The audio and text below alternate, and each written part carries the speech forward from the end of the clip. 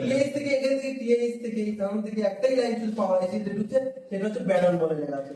কোন জায়গায় ওই যেটা লেখা আছে কোন জায়গায় টিআরই বলে লেখা আছে ওটা, ঠিক আছে। ওই লাইনটা যেখানে কত ভোল্ট আছে, এটা যে ডায়াগ্রাম করা আছে, সিআরপি 1.8 ভোল্ট 100 কে রেজিস্টার হয়ে যাচ্ছে, এবং যে ব্যাটারিটা লাগানো আছে সেই ব্যাটারির ভিতরে একটা রেজিস্টার গ্রাউন্ড হয়ে দেওয়া আছে, সেটা হচ্ছে সেও 100 কে রেজিস্টার আছে, ঠিক আছে।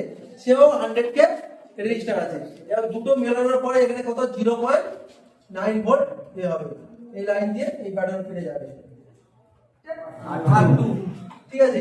এই দুটো ডিভাইডার সার্কিট করে আর এই 1.8 ভোল্ট এই আইসির ভিতর থেকে 1.8 ভোল্ট বার হবে।